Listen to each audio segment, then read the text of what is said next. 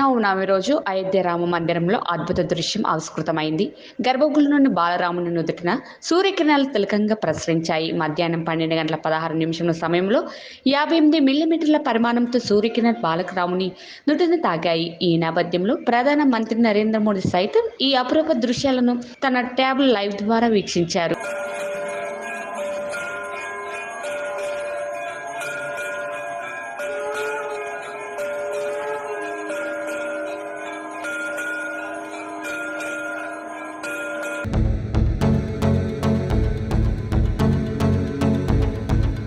United Arab Emirates సహా Gulf దేశాలను భారీ వర్షాలు వణికిస్తున్నాయి. యుఏలో రహదారులపై విమానాశ్రయాల్లో భారీ వరద నీరు చేరడంతో రాకపోకలకు అంతరాయం కలిగింది.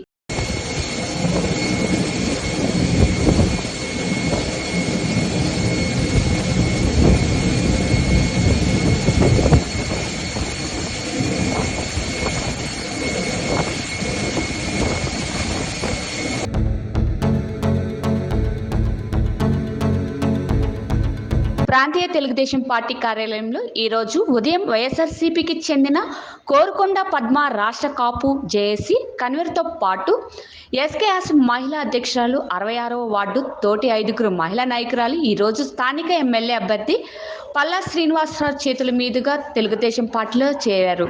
అందరికీ నమస్కారం అండి. ఈరోజు శ్రీరామనవమి సందర్భంగా మరి మీ ద్వారా ప్రధానికానికి అంతా కూడా ఆ రాముల వారి యొక్క ఆశీస్సులు ఉండాలని, మనది రామరాజ్యంలో ఉండాలని ఆ శ్రీరాములు వేడుకుంటూ ఈరోజు మా పార్టీలో వైసీపీ 66వ వార్డు అధ్యక్షురాలైనటువంటి శ్రీమతి ఆశా గారు చేరడం జరిగిందండి.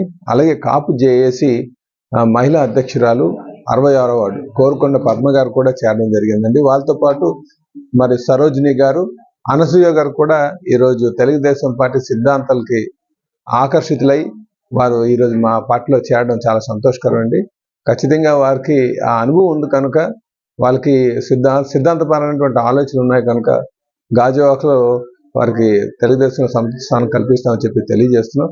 ఈరోజు ఇంకా చెప్తాను, చాలా మంది రావడానికి సిద్ధంగా ఉన్నారు కాదు, ఇంకా కొంతమందిని భయభ్రాంతులకు గురి చేస్తున్నారు.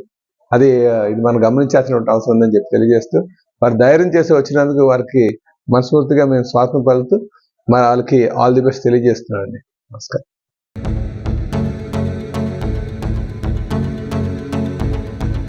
ఈ దత్తపుత్రుడికి పెళ్లికి ముందు పవిత్రమైన హామీలు ఇచ్చి పిల్లలను పుట్టించి 4-5 ఏళ్లకు కార్లు మార్చినంత ఈజీగా భార్యలను వదిలివేసి ఇప్పుడు నియోజకవర్గాలను కూడా వదిలేశాడు అని సీఎం అన్నారు.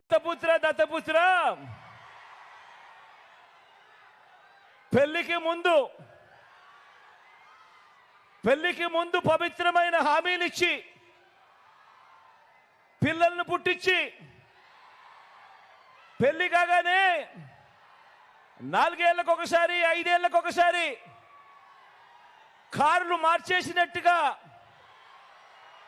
భార్యలను వదిలేసి ఇప్పుడు నియోజకవర్గాల్ని కూడా అలవోకగా వదిలేస్తా ఉన్నావు. ఏం మనిషివయ్యా నువ్వు అని చెప్పి ఆయనను అడిగా. అందుకే దత్తపుత్రుల్లో కూడా ఈ మధ్య కాలంలో బీపీ బాగా కనిపిస్తూ ఉంటుంది.